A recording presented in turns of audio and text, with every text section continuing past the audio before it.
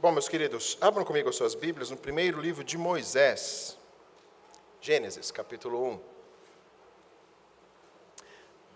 Gênesis, capítulo 1, até o capítulo 2, versículo 3. É um conteúdo bem extenso, mas, na verdade, fundamental para começarmos a estudar a palavra do Senhor e compreendermos tudo aquilo que nós já cantamos, já ouvimos, já meditamos nessa primeira meia hora. Vai de encontro ao que vamos agora ouvir da palavra do Senhor. Gênesis capítulo 1, acompanhem na sua Bíblia. Diz assim a palavra do Senhor. No princípio que criou Deus os céus e a terra, porém, estava sem forma e vazia. Havia trevas sobre a face do abismo e o Espírito de Deus pairava por sobre as águas. Disse Deus, haja luz, e houve luz. E viu Deus que a luz era boa e fez separação entre a luz e as trevas. Chamou Deus a luz dia e as trevas noite. Houve tarde e manhã o primeiro dia. E disse Deus, haja firmamento no meio das águas e separação entre águas e águas. Fez, pois, Deus o firmamento e separação entre águas e as águas debaixo do firmamento e as águas sobre o firmamento. E assim se fez. E chamou Deus ao firmamento os céus. Houve tarde e manhã o segundo dia. Disse também Deus, ajuntem-se as águas debaixo dos céus num só lugar, e apareça a porção seca.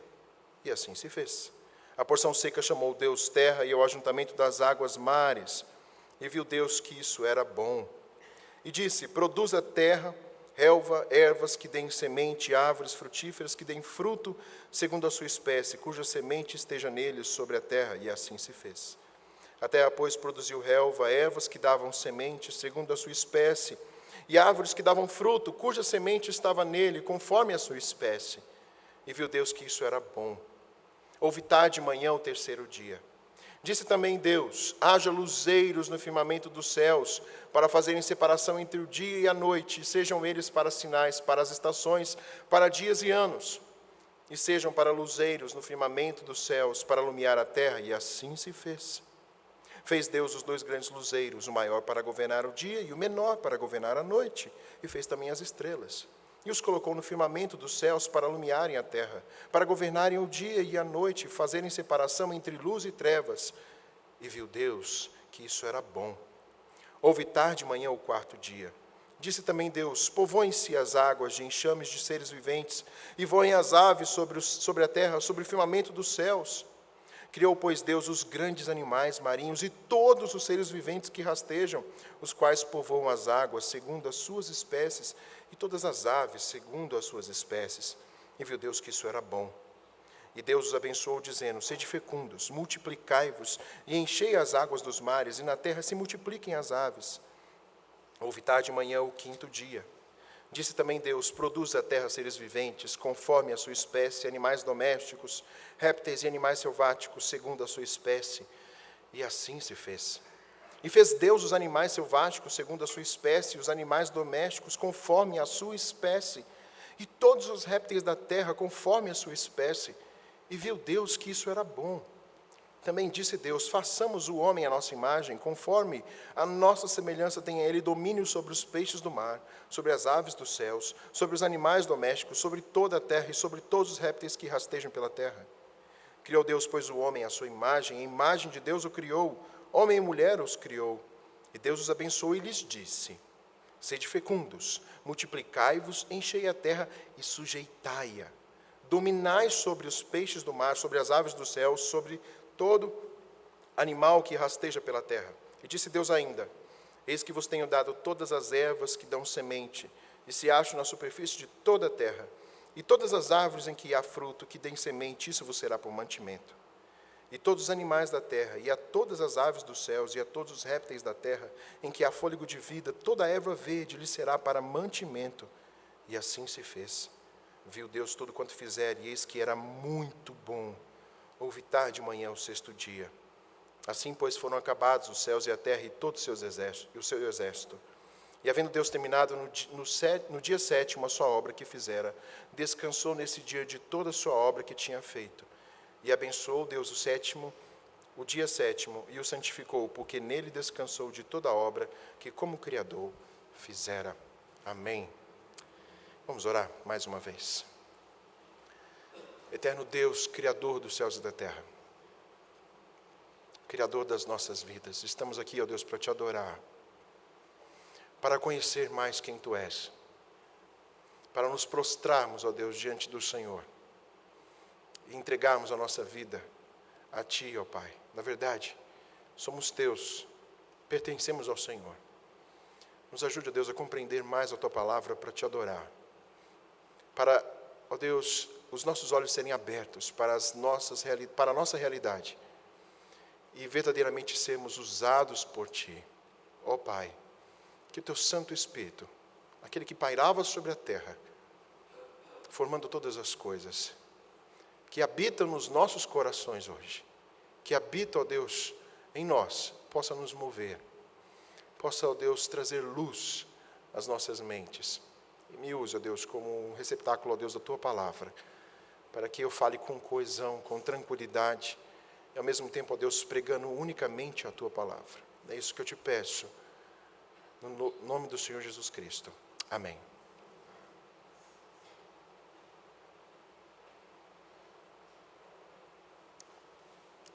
Em 2017, um ano para nós, reformados, muito importante, não é verdade? 2017, 500 anos de reforma. No dia 31 de outubro, um homem se levantou e pregou as teses na porta daquele castelo, confrontando uma visão de mundo que já pairava e dominava toda a Idade Média, que obscurecia a palavra de Deus, que danificava o modo viventes das pessoas, que trazia peso à sociedade. Uma visão que foi deturpada ao longo dos anos por causa de algo chamado pecado. Mas um homem usado por Deus, que se voltou à palavra de Deus, pregou as teses sobre aquela porta, conclamando o povo para que olhasse para o que Deus quer ensinar ao seu povo, para trazer novamente à sua mente a palavra de Deus que ilumina os corações. Ele confrontou uma visão de mundo. Nós hoje, meus queridos, precisamos de uma contínua reforma no nosso modo de viver. A Sexta Igreja precisa de uma reforma. Os membros dessa igreja precisam de contínua reforma, porque nós somos pecadores e carecemos de voltar aos fundamentos da nossa vida. A nossa geração mais ainda que se diz cristã e brasileira, que se vangloria por aumentar nos últimos 20 anos o número de protestantes, precisa ainda mais de uma reforma para viver segundo a palavra do Senhor e testificar a este mundo o que é a palavra de Deus. Meus queridos, muitas vezes nós não estamos conscientes do tipo de visão de mundo que nós estamos adquirindo, ou que estamos vivendo, de acordo com essas visões de mundo deturpadas da palavra de Deus. E é possível que eu e você que estamos aqui, talvez você tenha nascido em berço evangélico, a sua visão de mundo e a sua visão a respeito da palavra de Deus esteja deturpada. Isso reflete no modo como você reage, como você busca a Deus, como você adora a Deus, como você vive os 6 dias da semana na sociedade, na sua família, no seu emprego. Quais são os óculos que você está vestindo? Hoje, ali na frente, saindo da sala do pastor, eu encontrei com a Júlia. E eu falei assim, Júlia, ela estava assim, óculos, você consegue me observar, me ver? Ela falou, não, eu só vejo borrões. Eu consigo ver sua forma, mas parte dela. Mas eu falei, quantos graus você usa? 2,5. E eu falei, mas eu também uso 2,5, só que eu consigo ver todos, mas de perto eu não consigo ver nada. Quais são os óculos? Qual é a visão de mundo que você tem? Meus queridos, a palavra de Deus, ela dá um norte a todo homem. Ela é o óculos perfeito para vermos quem Deus é e quem nós somos. E para que fomos criados, para que fomos formados. E esta visão de mundo, meus queridos, como eu disse já anteriormente, ela norteia todos os meus passos. A questão é, eu estou consciente daquilo que me norteia? Muitas vezes você pode estar vivendo de uma forma consciente, fugindo de Deus, sabendo o que é a sua palavra, mas você prefere viver como um ímpio, flertando em dicotomia de vida. Ou às vezes você acha que está vivendo um cristianismo autêntico e não o está. Portanto, o que a palavra de Deus tem para nos trazer à memória, o que ela tem para nos fazer compreender quais são os pontos centrais dessa verdadeira cosmovisão bíblica que homens há 500 anos lutaram, e antes deles, homens que deram a sua vida, que morreram para trazer essa palavra que nós temos hoje, uma palavra viva, uma palavra que transforma.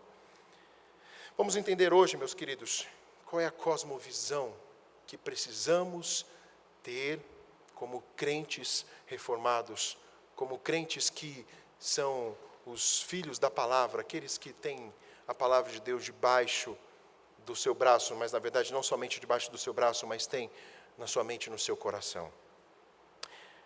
Eu quero explicar aos irmãos que a nossa narrativa, todo esse sermão vai ser dividido em duas partes.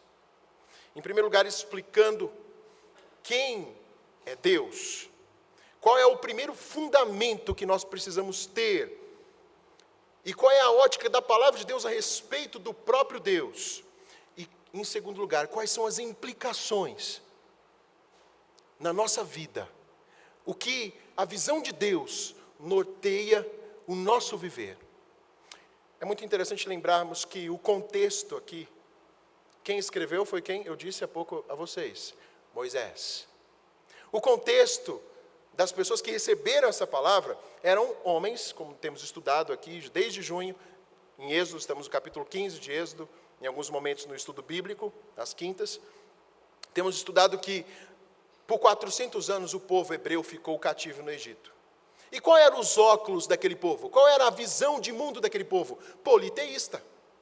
Eles acreditavam em vários deuses, estavam influenciados por vários deuses. Tanto é que se você começar a ler Êxodo a partir do capítulo 15, você vai observar que esta visão de mundo permaneceu até o cativeiro babilônico. Uma visão de mundo enraizada, politeísta, mas Deus, Deus soberano, que chamou Abraão, que chamou antes ali Noé, e de sua linhagem até Abraão, e depois agora ao povo, tem um compromisso com a sua palavra, tem um compromisso com aqueles que ele chama para nortear e trazer de volta ao caminho. Então, Gênesis capítulo 1, meus queridos, é a narrativa bíblica da criação. Foi Moisés quem, por intermédio do Senhor, o Senhor, por intermédio de Moisés, trouxe a este povo uma visão de mundo que confrontava as perguntas basilares até hoje na nossa vida. Quem nós somos? Por que estamos aqui? E para onde vamos? Por que eu nasci? Qual é a minha função aqui? E para onde vou? E tudo começa com Deus, o Criador das coisas, de todas as coisas. Então nós vamos ver hoje que Gênesis capítulo 1 ao capítulo 3 aplicam os princípios de cosmovisão bíblica, ou seja, são fundamentais para a nossa visão de mundo. Eu quero ser bem claro, meus queridos, que hoje, desde os mais jovens até os mais velhos, quantos ataques nós sofremos quanto a esta visão de mundo. Os seus filhos, semanalmente, a partir de amanhã, independente da idade, já estão sofrendo ataques para que esses princípios basilares sejam corroídos. Porque se corroa os primeiros 11 capítulos da palavra de Deus, você não tem fundamento nenhum para a sua vida cristã. Portanto, hoje, vamos começar estudando esse ponto principal da nossa vida. E começa com Deus. Meu primeiro ponto é falar a respeito de Deus. O que Gênesis capítulo 1 fala a respeito de Deus? Qual é o princípio fundamental? Quando você olha para os Gênesis capítulo 1. O que Deus está falando para aquele povo e para nós? Que Ele existe. Ele não é um mito. Ele não é um conto da carochinha. Ele existe. Existe antes da fundação deste mundo. E foi Ele quem criou este mundo. Os reformadores há 500 anos, eles tinham um princípio de vida. Que todo conhecimento deriva de 2 pontos. O conhecimento de Deus e o conhecimento de nós mesmos. Mas o conhecimento de nós mesmos também se deriva do conceito principal, que é o conhecimento de Deus. Portanto, meus queridos, a sua vida tem esse norte fundamental. O que você conhece de Deus vai dirigir todos os seus passos. E também, meus queridos, vai dirigir o seu futuro, não só aqui, mas na eternidade, porque ela existe. Portanto, a nossa vida deriva desse conhecimento de que Deus existe, de um Deus que se revela, Ele se revela aqui. Ele não somente existe, como Ele se revela ao seu povo e a nós também. Mas quem é esse Deus? E aí eu fiz algumas divisões, pequenas divisões desse ponto central sobre a existência de Deus. Quem é esse Deus que nós vemos aqui em Gênesis capítulo 1? Apesar que eu peguei só alguns, tem milhares aqui de visões a respeito de Deus, quem Ele é, da sua natureza, mas eu peguei os pontos principais que vão confrontar a nossa visão de mundo hoje. Em primeiro lugar, é um Deus absoluto e pessoal. Se você olhar desde o versículo 1 até o versículo 24, você vai ver várias vezes essas frases. Criou Deus, disse Deus, fez Deus, chamou Deus. Ele é absoluto, sabe por quê? Porque todas as coisas procedem dele. Tudo veio dele. Ele que informou, Ele quem disse, Ele que chamou, Ele que fez as distinções entre todas as coisas. Ele criou tudo, meus queridos, até aquilo que nós não podemos ver, como a imensidão daquilo que nós não podemos contemplar. Tudo veio dele, nada veio do acaso, nada veio formado a respeito do tempo, mas tudo procede dele. E Ele é o Criador absoluto, Ele não precisou de conselho de ninguém para criar todas as coisas, Ele criou. Portanto, Ele é absoluto. E o que isso implica na minha vida, meus queridos? Em crer que Ele é absoluto no que Ele faz. E o nosso cristianismo está atrelado a esse primeiro ponto. Se eu creio num Deus que Ele é absoluto em tudo que Ele faz, eu descanso. Eu aprendo a descansar nele. Mas não somente absoluto, Ele é um Deus pessoal. Porque Ele criou todas as coisas, e é lindo, nós cantamos aqui, que Ele criou todas as coisas, mas Ele depois, quando vai criar o homem, Ele criou todas as coisas com o poder da sua palavra, mas Ele cria o homem, e Ele coloca o homem para cuidar de todas as coisas. Gênesis capítulo 6, lá para frente, Noé, depois Ele dá toda a criação nas mãos de quem? De Noé, para que ele cuide de todos os animais. Ele é um Deus pessoal, que estabelece um relacionamento, que estabelece um vínculo com o homem. E este é um princípio basilar também, meus queridos, que Deus não é aquele Deus que dá cordinha no mundo, que cria as coisas e fica lá distante. Ele é um Deus pessoal. Ele é um Deus que conhece todas as suas criaturas, que nem um fio só do meu cabelo cai, se o Senhor não permitir. Que nem um pássaro que voa, sendo alimentado pelo Senhor, morre, se o Senhor não permitir. Que conhece cada passo meu.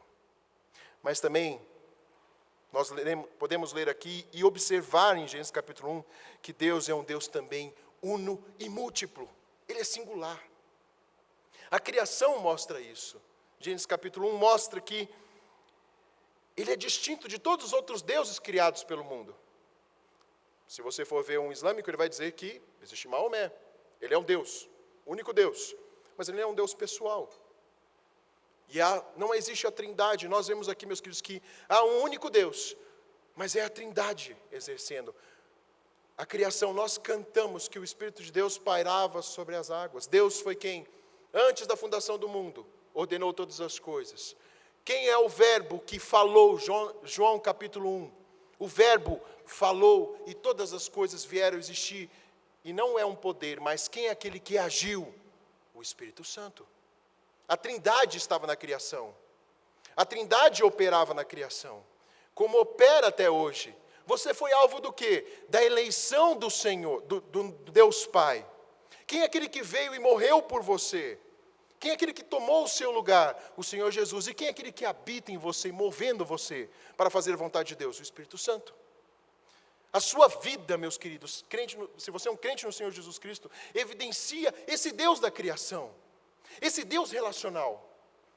E aí vem minha segunda pergunta: você crê verdadeiramente nisso? Ou ainda é um mito? Ou ainda é o conto da carochinha? Você verdadeiramente tem fé nisso, como nós vimos pela manhã? E essa fé lhe faz mover, faz agir? A forma como nós buscamos a Deus, meus queridos, reflete o que nós conhecemos a seu respeito. Mas, ao mesmo tempo, nós podemos ver também que Deus criou a realidade que nós vivemos. E Ele não está preso a ela. Você percebe que antes da fundação do mundo, Deus estava agindo, Ele continua agindo e Ele vai continuar agindo. Ele não está preso ao tempo. É até difícil pensar, né? O Senhor Jesus Cristo morreu há 2000 anos atrás. E Ele levou os meus pecados, aquele que nós acabamos de confessar, todos eles na cruz há muito tempo, e de toda a nossa vida. Mas Ele não está preso, como nós estamos presos ao tempo. E às vezes é difícil compreender como isso aconteceu. Mas o Espírito Santo nos move a crer, e nós somos movidos a confessar os nossos pecados.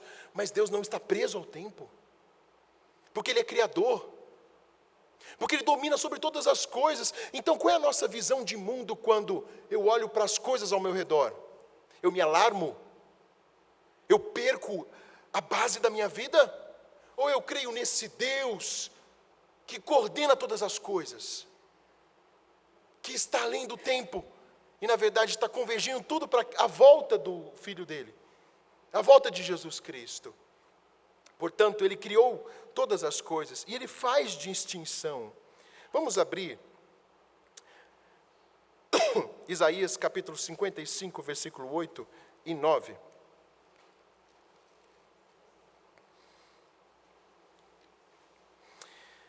Olha que distinção maravilhosa do Criador e da sua criatura. Isaías 55, versículos 8 e 9.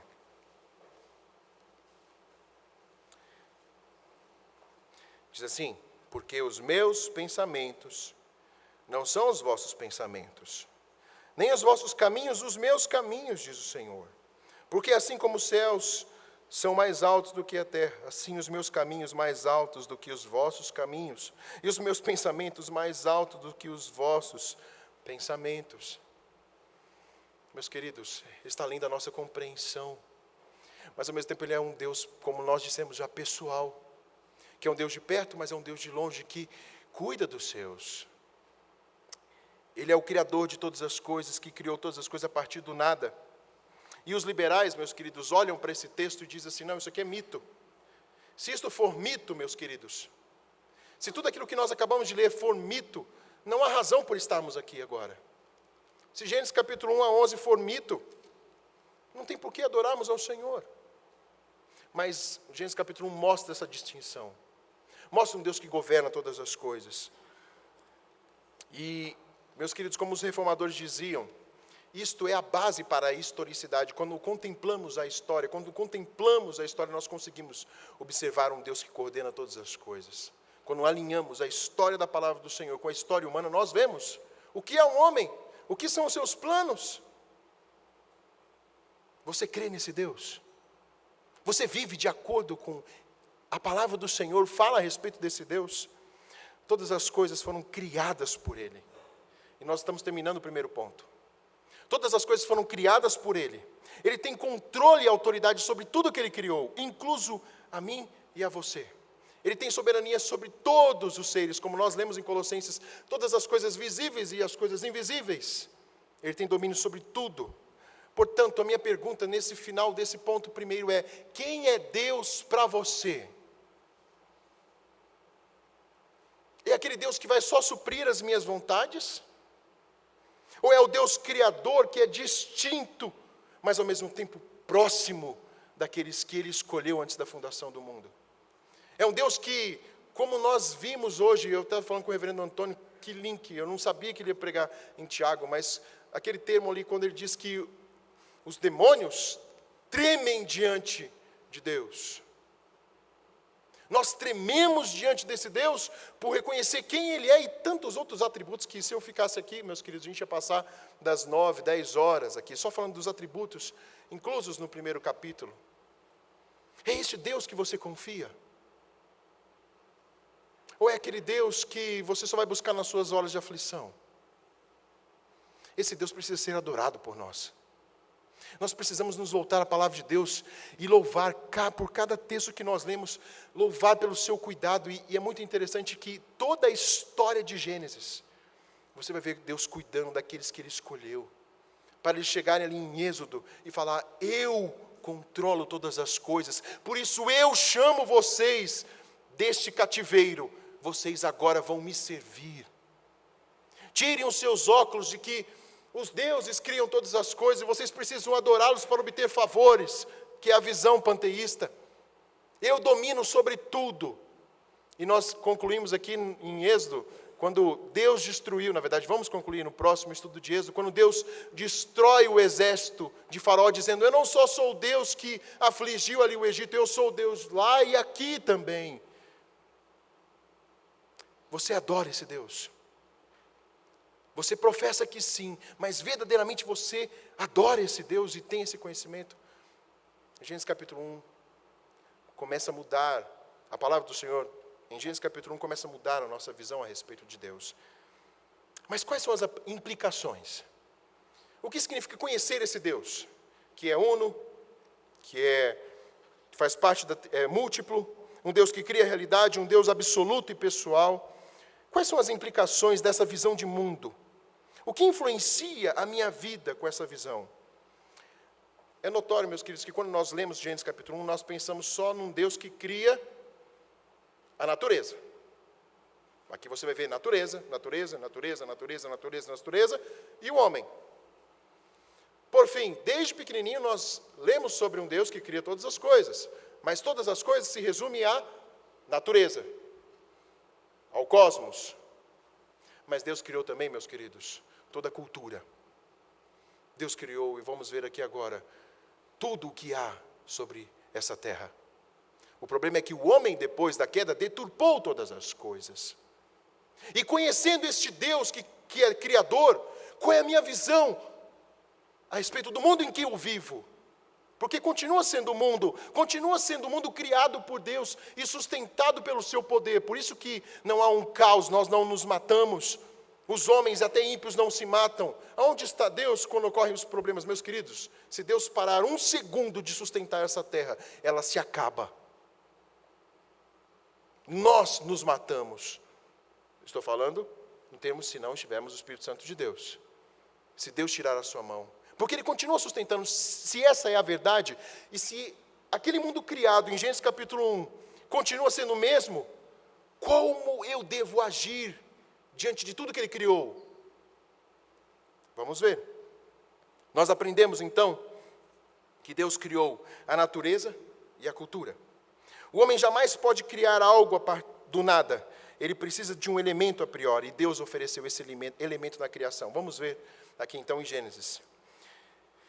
Uma das coisas que eu peguei aqui, porque estamos falando de muito, e é bom falar moderadamente, Deus criando, na sua ordem criacional, a política. Tiago, onde está isso? Aonde tem política em Gênesis capítulo 1? Vamos entender aqui o conceito, de forma bem resumida pelo tempo. Após Deus criar o homem, se você observar aqui, eu fiz essa distinção um pouco na minha voz, olha o versículo 22. Quando Deus cria todas as coisas, Ele faz o quê? Ele diz: e Deus os abençoou, dizendo: sede fecundos, multiplicai-vos, enchei as águas dos mares, e na terra se multipliquem as aves. Ponto. Olha o versículo 28. Olha a diferença. E Deus os abençoou quando criou o homem e a mulher, criados à imagem do Senhor, de Deus, disse, e Deus os abençoou e lhes disse: sede fecundos, multiplicai-vos, enchei a terra. Até aqui foi com toda a criação. Mas para o homem, Deus disse: sujeitai-a, dominai sobre todos. Meus queridos, a palavra sujeitar e dominar sobre todas as coisas é exercício de poder. É exercício de cuidado, mas um cuidado coordenado, de responsabilidade. Quando Deus criou todas as coisas, Ele disse: quem vai governar e ter responsabilidade e cuidado governamental sobre tudo é você, homem. Olha aqui Deus criando. Claro, meus queridos, que o homem foi desenvolvendo, mas como ele foi criando, Deus criou um termo de governo político. Governe todas as coisas. E o homem também passou a agir desta forma com os seres humanos. O problema, meus queridos, vamos para um outro sermão falar a respeito disso, é que a queda deturpou todas as coisas.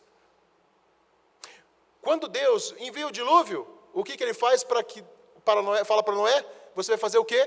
Cuidar de todos os animais. Você vai ter governo sobre eles. O princípio, meus queridos, foi estabelecido. Não foi o homem quem criou a política. Vamos ver daqui a pouquinho. Não foi o homem que criou a arte. Foi Deus. Foi Deus que criou todos esses princípios que nos governam. Portanto, nós vemos aqui que Deus criou uma estrutura de autoridade, um princípio de governo que vai reger o mundo. Mas é interessante que essa palavra controle, pelo menos nos termos que eu fui estudar, ele envolve responsabilidade, mas ele envolve uma responsabilidade que significa cuidado. Aquele que é chamado para ser líder, ele tem governo, ele tem o princípio do governo sobre, ele tem a tutela das pessoas. Então ele tem responsabilidade, mas essa responsabilidade, meus queridos, ela envolve cuidado. O problema é que quando nós olhamos para o nosso sistema político e todo do mundo inteiro, nós vemos o quê? Corrupção. A falta de cuidado, a falta desse princípio norteador da vida. E é por isso que nós precisamos voltar à palavra de Deus, para ser usados pela palavra de Deus, a fim de moldarmos novamente a visão de mundo. É claro que é o Senhor quem muda o homem, mas nós somos chamados para isso, porque Deus criou todas as coisas. Esse princípio foi criado por Ele. Mas há um outro princípio também criado por Ele. Nós não lemos Gênesis 2 para frente, mas há o princípio da vida social. Olha que interessante. Vá lá no versículo 18. Capítulo 2, versículo 18. Capítulo 2 é como se Deus falasse assim: olha, Deus criou todas as coisas, Ele volta no sexto dia e fala assim: foi dessa forma. Por isso que nós não lemos. Mas nós vamos ter um sermão a partir só desse capítulo 2. Mas no versículo 18 você percebe que Deus, Ele cria o ato da vida social. Ele disse assim: disse mais o Senhor Deus: não é bom que o homem esteja só. Falhei o quê? Uma auxiliadora que lhe seja idônea. A partir daqui, meus queridos, Deus cria a sociedade. A partir daqui, Deus cria todo um modo de sociedade. E a partir dessa geração de Adão e Eva, os homens viriam a viver o quê? Em sociedade. E o princípio norteador, e aqui está a beleza, para aquilo que as pessoas advogam e tentam destruir desde a infância, que o princípio fundamental da sociedade se estabelece na relação do homem e da mulher. Aqui está a base da sociedade.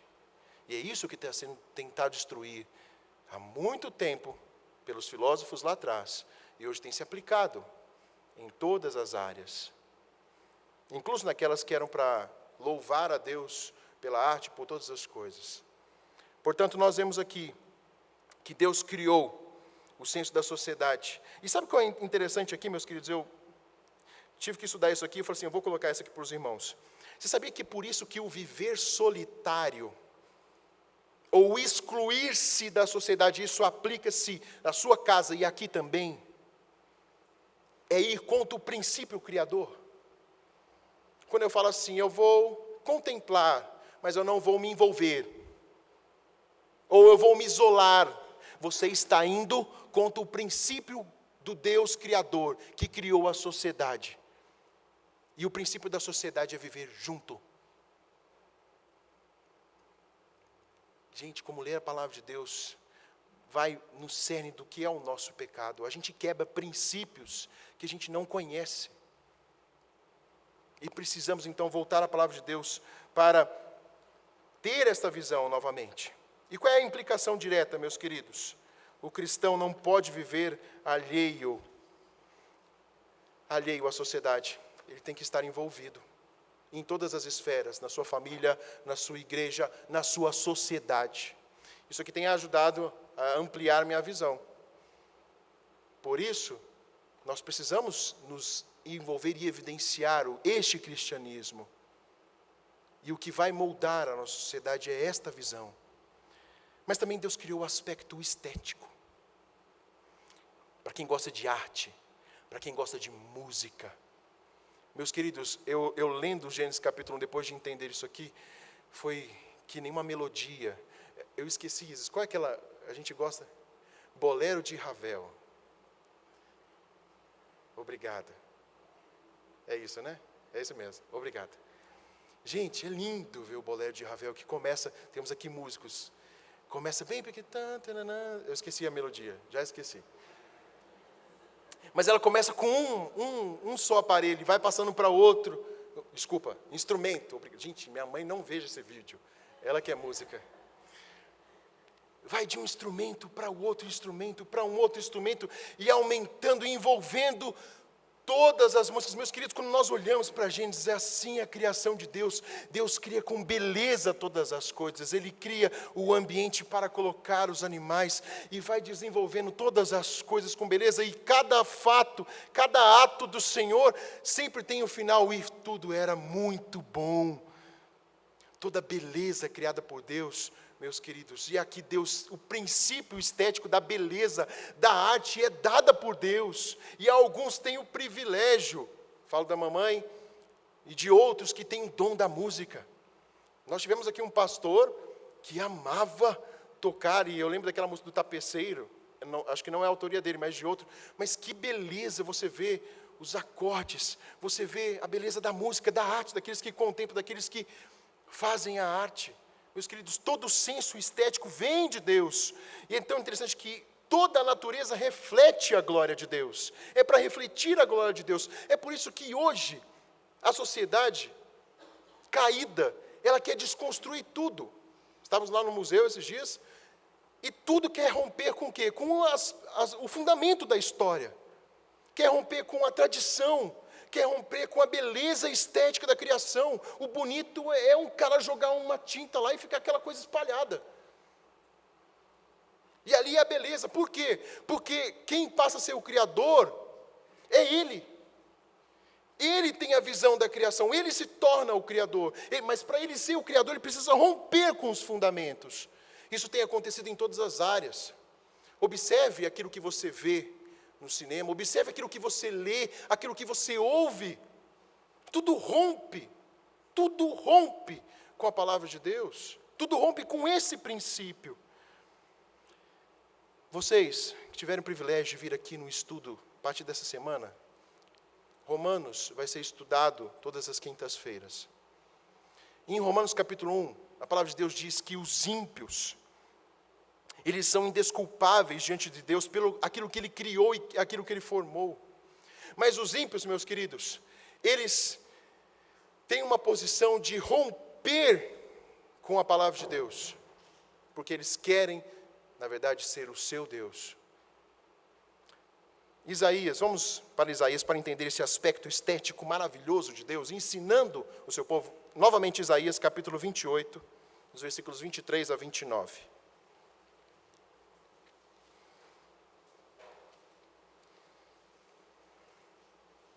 Isaías 28, os versículos 23 a 29. Gente, e olha o tema que não é canônico, mas o tema já fala, Deus é grande em sabedoria.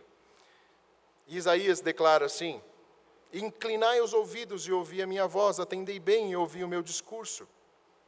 Porventura lavra todo dia o lavrador para semear? Ou todo dia sulca a sua terra e a esterroa? Porventura, quando já tem nivelado a superfície, não se espalha o endro, não semeia o cominho, não lança nele o trigo em leiras, ou cevada no devido lugar, ou a espelta na margem? Pois o seu Deus assim o instrui, devidamente o ensina. Porque o endro não se trilha com os instrumentos de trilhar, nem sobre o cominho se passa a roda do carro, mas com vara se sacode o endro e o cominho com pau. Acaso é esmiuçado o cereal? Não. O lavrador nem sempre o está debulhando, nem sempre está fazendo passar por cima dele a roda do seu carro e os seus cavalos. Também isso procede do Senhor dos Exércitos. Ele é maravilhoso em conselho e grande em sabedoria. Para explicar aos irmãos aqui, talvez seja difícil em uns aspectos. Isaías está mostrando que o que o lavrador faz, e nós que vivemos numa sociedade imediatista em que tudo é fácil, tanto é que eu percebi isso um pouquinho quando a gente estava cantando. Deu um probleminha ali na tela, a gente meio parado ali para cantar, né? Nós somos imediatistas, não contemplamos as coisas. É difícil já a gente folhear os livros. Mas é muito interessante que aqui em Isaías ele fala assim, que o lavrador ele vê a criação e como as coisas crescem, e observando, ele faz exatamente isso, ele planta, e quem gosta da roça que sabe muito bem, que há determinadas coisas, há determinados plantios que se devem fazer, não se deve misturar as plantas, mas em suma Deus está falando através de Isaías, que quando o homem observa as coisas do mundo, ele vê a sabedoria de Deus, então ele passa a imitar. E como nós, há 4 anos atrás, fomos na Conferência Fiel, meus queridos, aqui foi um bálsamo para a minha vida, em dizer que a graça de Deus é tão grandiosa, tão infinita, que o Espírito Santo de Deus capacita homens, todos os homens, com conhecimento. Tudo deriva do Senhor. Até aqueles que são filósofos, aqueles que têm o domínio das minúcias desse mundo, meus queridos, nada são se o Senhor não der conhecimento. Implicação desse aspecto na nossa vida. Em todo mundo há conhecimento de Deus. Tudo que Ele criou manifesta sua glória, seu poder, seu conhecimento. Como nós olhamos para a criação? Queremos colocar em evidência tudo que Ele fez ou deixamos que o mundo da teoria do acaso prevaleça? Nós devemos, amados, contemplar mais as coisas criadas por Deus. Nós precisamos aqui desenvolver entre nós os atributos dados por Deus. Aqui de doutores, professores, músicos, nós precisamos aproveitar o que Deus nos dá. Nós temos que aproveitar toda a excelência de capacidade que Deus nos dá aqui. Quantos jovens estão aqui fazendo o FMG, vão se tornar pessoas que vão aplicar esse conhecimento? Quantas pessoas aqui que podem ajudar uns aos outros, meus queridos? Nós evidenciamos ao Senhor quando nos colocamos a servir o povo dele, quando nos colocamos a servir neste mundo. Não podemos, amados, lançar os talentos debaixo da terra. Deus é glorificado se Deus te deu um dom e você exerce para a glória dele, a começar da sua casa, da sua igreja, da sua sociedade. Se Deus lhe deu, amado, nesta igreja, capacidade para ver algumas coisas que nós não estamos vendo, Deus lhe chama para você falar e agir. Deus é glorificado com isso. Deus é glorificado quando você no mundo age de uma forma totalmente diferente do mundo. Há aqui jovens que querem fazer cinema, que querem fazer administração, alguns outros música. Se apegue à palavra do Senhor, busque estudar homens e mulheres que têm a palavra do Senhor como princípio e seja diferente na sua sociedade. Seja um professor diferente. Vai fazer história? Seja um professor de história diferente. Amém? Aleluia. Eu estou falando porque eu gosto muito de história. Queria ser também professor de história. Mas é luta. E como estudamos hoje na UPA, você está pronto para ser confrontado com o Pedro, diante do Sinédrio? Mas quem é que lhe dá a capacidade para falar, para ser ousado? É Deus. Depõe aquilo que está sendo difamado nesse mundo. Abra a sua boca, daqui a alguns meses a gente vai começar a votar novamente. Pense, repense naquilo que está por trás dos homens e naquilo que eles têm deturpado a palavra do Senhor, mas façam-o com sabedoria do alto. Estamos chegando no final. Qual é a implicação também? O mundo, ele é totalmente dependente de Deus. É o quarto implicação de quem é Deus como Criador. Deus estabeleceu leis, e tudo veio a existir por causa dessas leis. A gente está aqui, a gente não está voando. Imagina se Deus não mantivesse as leis que Ele criou, seria uma dificuldade para a gente chegar aqui nesse local. E são leis que a gente sequer lembra. Quem é físico aqui lembra. Quem gosta de física talvez fique com essa mente aguçada. Mas nós vivemos debaixo de tantas leis da criação, da gravidade e outras tantas, eu não me lembro de todas, só lembro da gravidade. Enfim, mas é um princípio básico para nós aqui.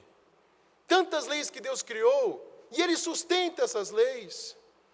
Mas há outras leis, meus queridos, criadas por Deus, como eu disse agora, da cultura, da estética, e Ele preserva.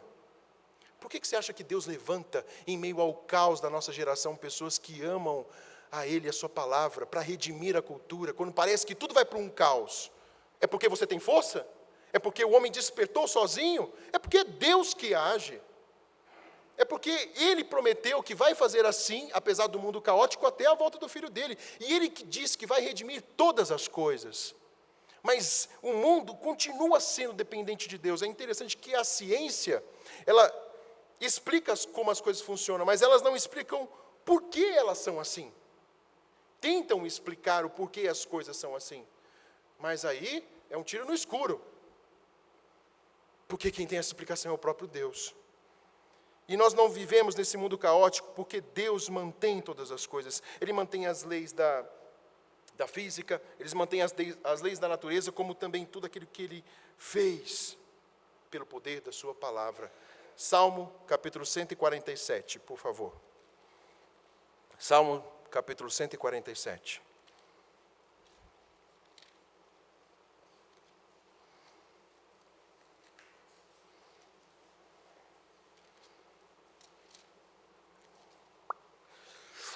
Versículos 15 a 16. 147, 15 e 16. Ele envia suas ordens à terra, e a sua palavra corre velozmente. Dá a neve como lã e espalha a geada como cinza. Ele arroja o seu gelo, até mais à frente. Ele arroja o seu gelo em migalhas, quem resiste ao seu frio? Manda a sua palavra e o derrete, faz soprar o vento e as águas correm. Ele está falando a respeito da palavra dele, que coordena todas as coisas da natureza.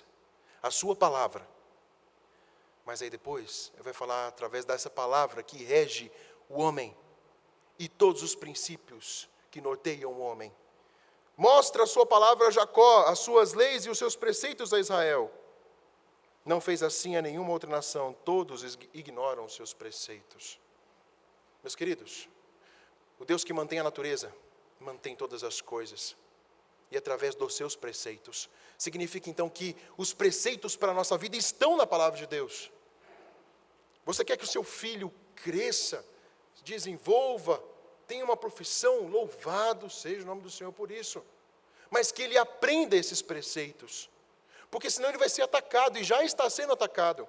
E aí depois aquela nossa desculpa é, nossa, entrou na faculdade e desviou. Não, é porque ele não tem nenhum preceito de vida. Não tem a palavra de Deus sendo orientado por preceitos bíblicos no seu dia a dia. E a nossa desculpa depois entrou na faculdade e desviou. Meus queridos, temos que ensinar esses preceitos, porque eles atestam a respeito do Senhor. Eu não posso viver em dicotomia. E aqui também é um princípio que vamos em outro sermão falar. E nós temos duas linhas muito tênues na nossa vida. Ou somos, como aprendi um mês atrás, ou somos monásticos, separamos do mundo, dizemos que tudo é pecado, ou nos incluímos em todas as coisas do mundo, falando que eu posso viver ali e eu vou redimir todas as coisas. É claro que Deus nos chama a um padrão de evidenciar a sua palavra, mas com critérios, porque o mundo é perigoso, sim. Há algumas posturas que eu tenho de ser monásticos, não tem como conviver com isso. Mas muitas coisas eu tenho que manifestar a glória do Senhor. Porque Ele me chama a fazer isso. Porque Ele criou todas essas coisas. E nós sabemos, desde criança, que somos embaixadores do Senhor. E o embaixador se preocupa com todas as coisas. Louvo a Deus por ser incentivado a continuar o estudo, para descobrir essas coisas e poder ensinar os irmãos. Porque isso me confronta, mas ao mesmo tempo me encoraja. Porque é tanta sabedoria do Senhor para sondar e falar do amor de Deus. Isso nos capacita. Isso nos capacita, meus queridos, a olharmos para frente com fé e dependemos do Senhor. Porque eu nunca vou redimir essa igreja, minha família, essa cultura, mas é o Senhor e sendo usado por Ele como embaixador dEle. Por último, o que implica na nossa vida o conhecimento de Deus, desse Deus que cria todas as coisas, na nossa natureza, porque o homem é naturalmente religioso. Nós lemos aqui, Salmo 19, com o nosso irmão Samuel, que o mundo está em aliança com Deus, porque os céus proclamam a glória de Deus. Nós, pecadores, rompemos a aliança, mas Deus ainda, eu sei que existe esse abismo espiritual entre o ímpio e Deus. Mas Deus não rompe com a sua aliança e com a sua criação, tanto é que Ele vai voltar para restaurar todas as coisas. Ele ama. Meu próximo sermão vai ser sobre como nós devemos amar a igreja do Senhor, porque Ele ama a sua igreja. Ele ama a sua criação. Ele te ama, por isso que Ele não te abandona. Ele é um Deus que tem o propósito de restaurar todas as coisas. Mas então, se Deus criou o homem com aspecto religioso, significa então que Deus criou o homem para adorá-lo. E nós sabemos que o homem assim fazia. E como o Salmo diz, a criação adora a Deus, só que os nossos olhos, depois do pecado, não contemplam isso. Mas a criação adora a Deus. A criação adora a Deus. Portanto, os seres humanos são adoradores. Não existe um ateu. Não existe. Você está adorando o quê? A filosofia que você creu, que lhe satisfaz. Você é um ser adorador. Como diz Calvino, você virou uma fábrica de ídolos agora. Em vez de adorar o Deus verdadeiro, você adora a priori a você mesmo e aquilo que você quer. Mas Deus lhe criou como adorador. E nunca vivemos num mundo em que a religião esteja ausente. Hoje o homem não tem Deus como alvo da sua adoração. Sendo assim, meus queridos, por natureza, o cerne da nossa vida é religioso. E como o cerne da nossa vida é religioso, vai afetar toda a nossa estrutura. Em outras palavras, eu vou manifestar aquilo que eu adoro. Tendo então esta noção de que Deus me criou como um ser adorador para adorá-lo, significa então que você é por natureza um ser adorador. E a forma como você o adora mostra que talvez você não adore em espírito e em verdade porque você tem adorado outras coisas. E o problema então não está no pastor, na igreja, no conselho, o problema está no teu coração. É claro que um pastor pode adorar outras coisas, um conselho pode adorar outras coisas, e perdemos como unidade da fé o princípio norteador das nossas vidas. Mas eu quero que você saia daqui lembrando que você é um ser adorador, criado para adorar ao Deus vivo. E talvez o vazio que você sente ao vir à casa de Deus significa que tem outras coisas no lugar de Deus na sua vida. O objetivo do mundo é adorar a Deus, é glorificá-lo. Primeira pergunta do catecismo: qual é o fim principal do homem? Fala a respeito disso. Adorar ao Senhor, glorificá-lo e gozá-lo para sempre. O mundo caído, ele tem aversão a isso. Romanos, como vamos estudar, os ímpios, eles suprimem a verdade pela injustiça. Eles não têm problema com a teoria. Eles vão discutir, a falar sobre tudo aquilo que Deus criou, mas eles preferem a injustiça. O ímpio é assim, porque o seu coração precisa da verdade, que só o Senhor pode falar. Por isso, como um agente do Senhor, eu tenho que estar no mundo. Deus não me tirou do mundo para refletir a sua glória, mas eu tenho que depender do agir do Espírito Santo de Deus. Como um ser adorador, eu devo depender do meu Deus, para falar para o Tiaguinho, ao coração do Tiaguinho, desde já. A gente ora por ele? Ora. Mas a gente sabe que é um pecador. Que ele precisa ouvir essas verdades e ser confrontado. Porque desde já ali do ventre da mamãe, daqui a algumas semanas sai, chorar bastante, e o pastor ficar cansado aqui. Mas precisa ouvir, porque é um ser adorador. E o que isso implica na nossa vida, meus queridos, para a gente terminar? A sociedade nossa, em que nós vivemos, ela manifesta uma religiosidade. Mas nós que conhecemos a Deus, temos responsabilidade ética e responsabilidade como criatura de manifestar Deus a este mundo. É claro que você vai para o céu, se você crê no Senhor Jesus Cristo, que Ele morreu por você. Se você realmente crê. Eu sei que você tem lutas, e como eu tenho lutas. Mas o Senhor irá cobrar o que você fez com os talentos que Ele lhe deu. Por você, a priori, ser criatura dEle. Significa, então, em letras garrafais, que existe sentido e significado pelo fato de quem eu sou. Eu tenho um papel como criatura, por ter um Criador.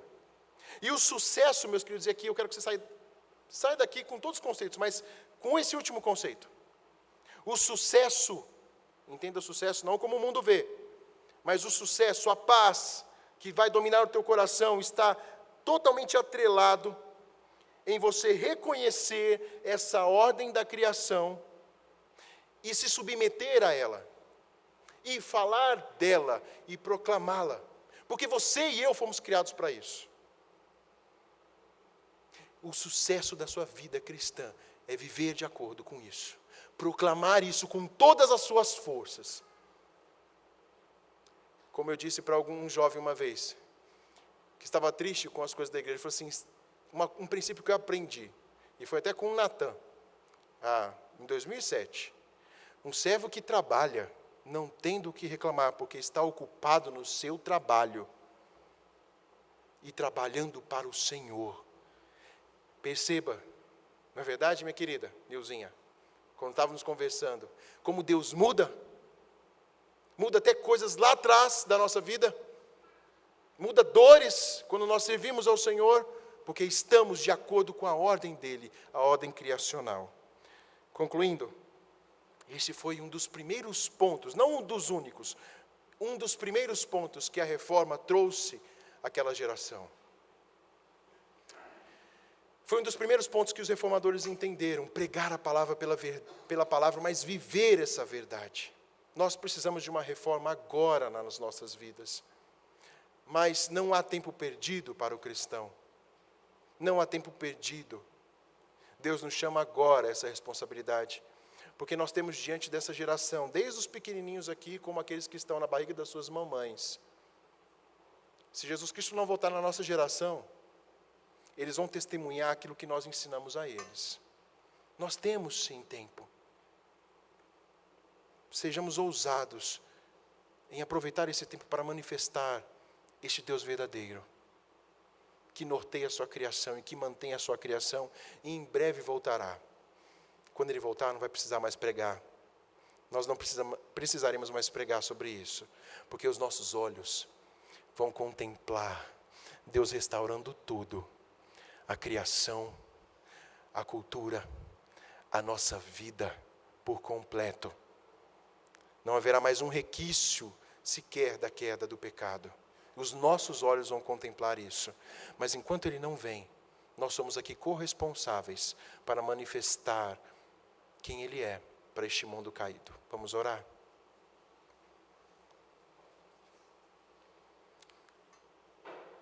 Pai eterno, nós te louvamos pelo que Tu és, porque o Senhor mantém todas as coisas com o poder da Sua palavra. O Senhor mantém com a Sua soberana vontade, ó Deus, a cada um de nós. E obrigado porque o Senhor nos deu a Sua palavra para nos nortear novamente como crentes, como remidos e comprados pelo sangue derramado por Cristo Jesus naquela cruz. Ó Deus, tire de nós uma visão deturpada por conceitos deste mundo. Amplia nos nossos corações, ó Deus, as verdades bíblicas, nos dê sede para estudar a Sua palavra. Nos transforme, ó Deus, dependemos do Senhor, ó Pai. Tudo aquilo que foi dito aqui, se o Senhor não operar em nós, sairemos daqui, ó Deus, da mesma forma como entramos. Por isso que nós agora finalizamos esse sermão, rogamos ao Senhor e declaramos que dependemos do Senhor unicamente, ó Deus, para aplicar definitivamente nas nossas vidas estes conceitos fundamentais de uma vida daquele que preza o Teu nome, que leva o nome de cristão. Nos ajude na nossa falta de fé, como vimos hoje pela manhã. Ó Deus, mova a nossa fé. A certeza daquilo que nós não vemos, mas cremos, porque o Santo Espírito de Deus habita em nós. Ó Deus, nos mova a agir. Nos mova a sermos relevantes na nossa sociedade, ó Deus. Temos ó Deus, além da sua palavra, temos tantos homens usados por Ti, tanta literatura. Que, ó Pai, possamos incentivar uns aos outros, que possamos nas nossas conversas, ó Deus, falar do Teu amor, mas ao mesmo tempo nos levantarmos como soldados do Senhor, frente a essa cultura que se esquece cada vez mais de Ti, que venhamos a ser relevantes nos nossos empregos, nas nossas casas, no nosso ambiente social, ó Deus, a proclamar a Tua palavra e ter crivo, ó Deus, em tudo que fizermos. Seja Tu glorificado, ó Deus. Seja Tu glorificado hoje e sempre. Confiamos no Teu agir e dependemos do Teu agir. Porque Tu, ó Deus, tem um compromisso de nos moldar para glorificarmos ao Seu nome, Criador de todas as coisas. É isso que pedimos, no nome do Senhor Jesus. Amém.